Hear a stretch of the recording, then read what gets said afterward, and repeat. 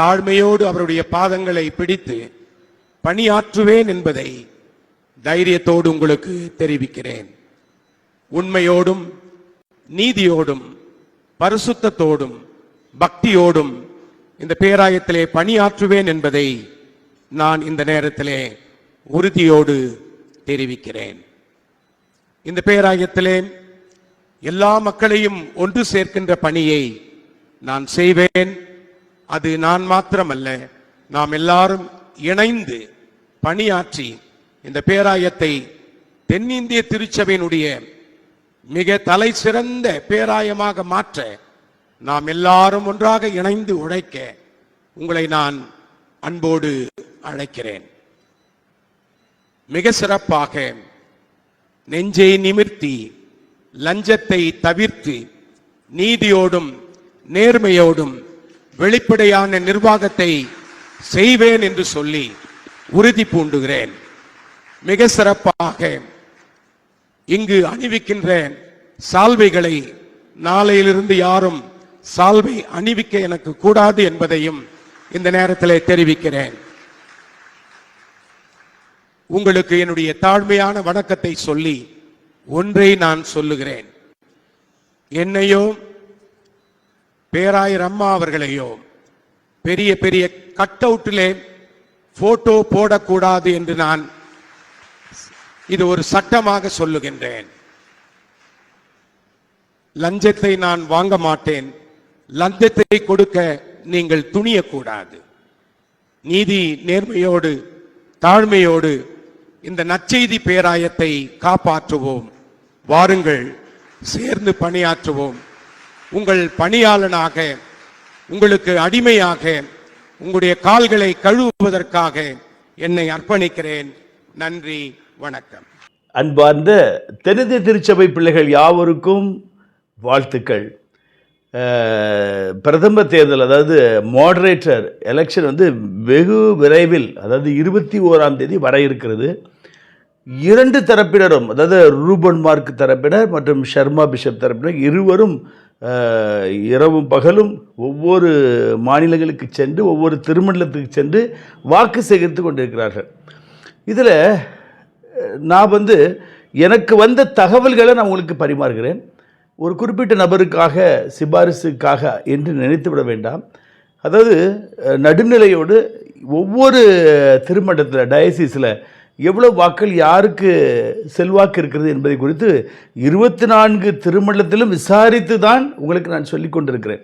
அதாவது முதல்ல 2ஆம் தேதி தேர்தல் என்று சொல்லும் பொழுது அதற்கு முன்னாடி நான் சொன்னேன், இந்த ரூபன் மார்க் ஐயாவுக்கு ஆங்காங்கு நல்ல வரவேற்பு இருக்கிறது. ஆனால் கேரளாவில் ஃபுல்லாகவே அவருக்கு எதிர்ப்பாக இருக்கிறது. அவருடைய மாநிலத்தில் தெலுங்கானாவில் 50-50 வரும் என்று தமிழ்நாட்டில் குறித்து எல்லாத்தையும் நான் புள்ளிவரமாக சொன்னேன். ஆனால் இப்பொழுது அந்த ட்ரெண்டிங் மாறுகிறது. தேர்தல் நெருங்க நெருங்க அந்த ட்ரெண்டிங் மாறுகிறது. அந்த ஷர்மா பிஷப்புடைய பிரச்சாரங்கள் அது அநேகரை அசைத்திருக்கிறது. அதில் உள்ள சிறு கிளிப்பை நான் உங்களுக்கு இதில் ஏற்கனவே காட்டியிருக்கிறேன். அப்படி அவர் உருக்கத்தோடு எல்லா திருமணத்திலும் பேசி ஊழலை அறவே ஒழிக்க வேண்டும், எனக்கு பொன்னாடை பொருத்த வேண்டாம், எனக்கு பெரிய பெருமைகள்லாம் ஒன்றுமில்லை என்று சொல்லி அவர் பேசின வார்த்தைகள் வைரலாக எல்லா சமூக வலைதளங்களிலும் பரவி வருகிறது. இது ஒரு பக்கம். அதுவே பிஷப் பத்மராவ் அவர் செய்த ஊழல், ஜூன் 26ஆம் தேதி no objection certificate register of இது ரெஜிஸ்டர் ஆஃபீஸ்க்கு நோ அப்ஜெக்ஷன் சர்டிஃபிகேட் கொடுத்துருக்கிறாரு. அதனால நம்முடைய சொத்துக்கள் அது கைமாறப்பட்டிருக்கிறது. அந்த சொத்துக்கள் டோர்னக்கல்லில் பார்த்திங்கன்னா மெயின் ரோட்டில் நல்ல பாஷ் ஏரியா, நல்ல பெருமதியான இடத்துல உள்ளது. அதே போல் மதுரையில் இப்போது சமீபத்தில் ஒரு ஆர்டர் தாசில்தார் உத்தரவு கொடுத்துருக்காங்க. 7 நாளைக்குள் அந்த அமெரிக்க நிறுவனத்துக்குரிய சிஎஸ்சி அமெரிக்க நிறுவனத்துக்குரிய எல்லாவற்றையும் ஒப்படைக்க வேண்டும் இடத்தை. அதில் ஒரு 4 ஏக்கர், அங்கே டோர்னக்கல்ல ஒரு 4 ஏக்கர். இதில் காம்ப்ளெக்ஸ் எல்லாம் கட்டப்பட்டிருக்கிறது. பள்ளிக்கூடத்துக்கு கொடுத்துருக்கிறார்கள். இன்னும் காலி மனைகள் இருக்கிறது. அதில் வீடு கட்டி கொண்டு இருக்கிறார்கள். இவையெல்லாம் 7 தினங்களுக்குள் காலி செய்து அரசிடம் ஒப்படைக்க வேண்டும். அரசாங்கம் ஏழை மாணவர்களுக்கு என்று கொடுக்கப்பட்டதை கிரயம் செய்ததாக தகவல் வந்து அவர்கள் வந்து அதை ஜப்தி செய்வதற்கு இப்படி பல வகையில் திரும்பவும், அதாவது ஏற்கனவே நிறைய ஊழல்கள் நடந்து எல்லாருக்கும் தெரியும், நம்ம சமூக வலைதளத்து மூலம் நான் தெரியப்படுகிறேன். இப்போ தேர்தல் நெருங்க வந்து கொண்டிருக்கும் பொழுது இந்த நேரத்தில் இப்படிப்பட்ட ஒரு இடங்கள் 4 ஏக்கர் இடங்கள் கைமாறப்படுகிறது என்கும்போது திருச்சபை மக்கள் அப்படியே ஒரு அலர்ட்டாக ஆரம்பித்து விட்டார்கள். அது மாத்திரமல்ல, ஊழல் இல்லாமல் நம்முடைய திருமணத்தை காப்பாற்ற வேண்டும் என்றால் பிஷப் சர்மாவுக்கு வாக்களித்தால் மாத்திரமே, ஏன்னா 4-5 வாய்ப்பு ஆப்ஷன்ஸ் இல்லை. ஒன்று ரூபன் மார்க் பிஷப், இல்லாட்டி சர்மா பிஷப், இவர்களில் யாராவது ஒருவர் தான் தேர்ந்தெடுக்க வேண்டும் என்கின்ற ஒரு நிலைப்பாட்டுக்குள் தள்ளப்பட்டபடினால் ஒவ்வொரு திருமணத்திலும் ஒவ்வொருடைய மனநிலைமை, வாக்காளருடைய மனநிலைமை அப்படி தலைகிலம் மாற ஆரம்பித்து விட்டது. இப்போ ஒரு சின்ன பட்டியல் நான் சொல்கிறேன் பாருங்கள். மெட்ராஸ் டைசிஸ் இதில் 15 வாக்கில் 13 பிஷப் சர்மா அவர்களுக்கு ஆதரவாக இருக்கிறது. வேலூர் டைசிஸ் அவருடைய சொந்த டைசிஸ், அந்த டைசிஸில் 4 வாக்குகளை தவிர, அதாவது 11 வாக்குகள் அவருக்கு சாதகமாக இருக்கிறது. அதே போல் திருச்சி டாஞ்சூர் டைசிஸில் 13 வாக்குகள் சர்மா பிஷப்புக்கும் 2 வாக்குகள் யார் நம்ம ரூபன் மார்க் ஐயாவுக்கும் இருக்கிறது. அதே போல் மதுரை ஃபெர்னாண்டோ சத்யராஜா அவருடைய கோட்டை, சொந்த ஊர், அங்கே உள்ள பிஷப் எல்லாரும் அவருக்கு நெருங்கிய உறவினர். ஆனால் அதற்குள்ளும் யார் சர்மா பிஷப் நுழைந்து ஃபெர்னாண்டோ சத்யராஜாவுடைய மனைவி வேலை பார்க்குற பள்ளிக்கூடத்துக்கே சென்று அங்கே எல்லா பகுதியிலும் வாக்கு சேகரிக்கும் பொழுது அங்கேயும் 50%, 15 வாக்கு, பாதி வாக்கு சர்மா பிஷப்புக்கு ஆதரவாக இருக்கிறது. தூத்துக்குடியில் 4 வாக்குகள் மாத்திரமே ரூபன் மார்க்குக்கு ஆதரவாக இருக்குது. மீண்டும் 11 வாக்குகள் வந்து யார் சர்மா பிஷப்புக்கு ஆதரவாக இருக்குது. அதே போல் திருநெல்வேலியில் 11 வாக்காளர்களை டிஎஸ் ஜெய்சிங் அவர்கள் ஃபோட்டோ ஷூட் நடத்தினார்கள். அந்த ஃபோட்டோ ஷூட்டில் கலந்து கொண்ட குருமார்களும் மற்ற அநேகர் சர்மா பிஷப்புக்கு அன்றைய தினமே ஃபோன் செய்து, அவர் வயதில் மூத்தவர், பெரியவர், எங்களை கூப்பிட்டார், அதனால் நாங்கள் வந்து அந்த ஃபோட்டோவில் நாங்கள் இது கொடுத்தோம், ஆதரவு கொடுத்தோம், ஆனால் நாங்கள் உங்களுக்கு தான் வாக்களிப்போம் என்று அங்கிருந்து ஒரு 6 பேர் ஃபோன் பண்ணி செய்துக்க. ஏற்கனவே அந்த பக்கம் 4 பேர் இருக்கிறாங்க, ஒரு 6 நாள் 10 இப்படி மாறிக்கொண்டு இருக்கிறது. திருநெல்வேலியில் டோட்டலாக 11 ஓட்டுகள் வந்து ரூபன் மார்க் என்று நியமிக்கப்பட்ட பிறகு இது தலைகீழாக மாறுகிறது. அது மாத்திரமல்ல, யாழ்ப்பாணத்தில் ரூபன் யார் நம்ம சர்மா பிஷப்புக்கு ஆதரவாக எல்லாரும் தயார் நிலையில் இருக்கிறாங்க.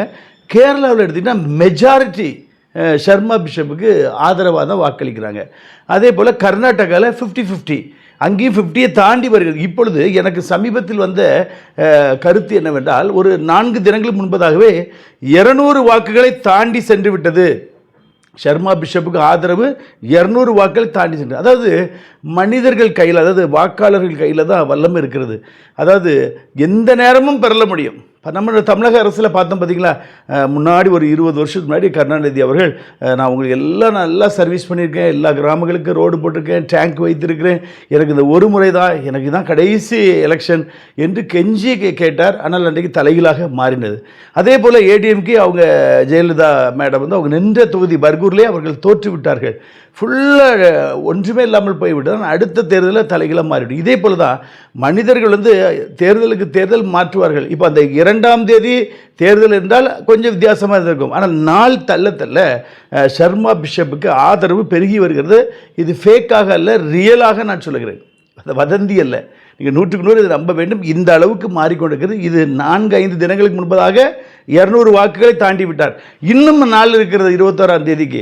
ஆகவே இன்னும் அதுக்கு வாக்குகள் மாறிக்கொண்டிருக்கிறது. இப்படி இருந்தவர்கள் இப்படி மாறுகிறார்கள். ரூபன் மார்க் பக்கம் இருந்தவர்கள் சர்மா பிஷப்புக்கு இருக்கிறார். அதற்கு தான் இந்த காணொலியை நான் உங்களுக்கு காட்டுகிறேன்.